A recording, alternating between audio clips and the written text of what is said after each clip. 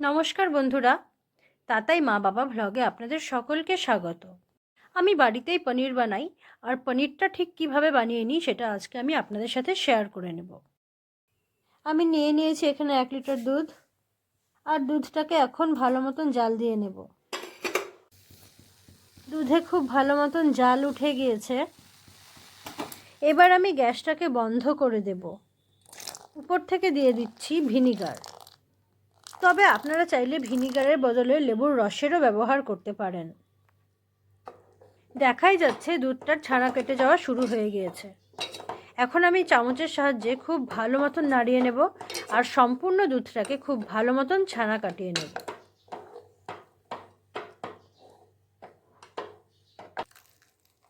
আমি একটা বাসনের উপরে একটা পরিষ্কার কাপড় পেতে নিয়ে তার উপরে জলসহ ছানাটাকে ঢেলে নিয়েছি। এবার কাপড়টাকে উঠিয়ে একটু ভালো মতন চিপে চিপে জলটাকে ফেলে নিতে হবে।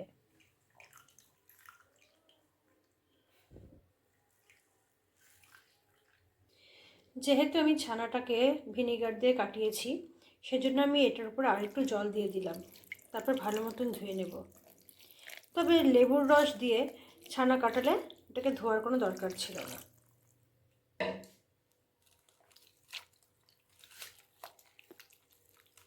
ছানাটাকে আমি আবার ভালো মতন ধুয়ে আবার জল ঝরিয়ে নেব। দেখতেই পাচ্ছেন আমি আবার জলটাকে ভালো মতন ঝরিয়ে নিচ্ছি।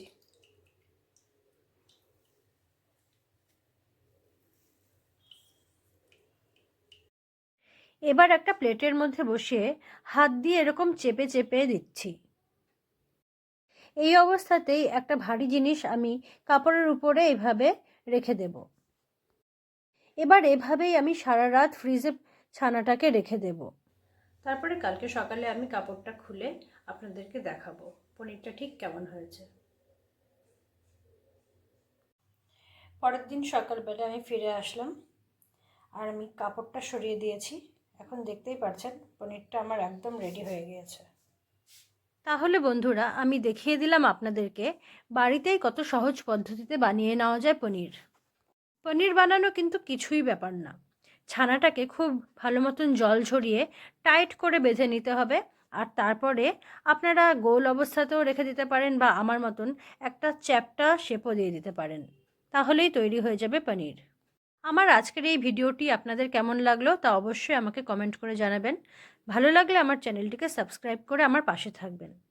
আজকের মতন আমি আমার ভিডিওটি এখানেই শেষ করছি। ধন্যবাদ।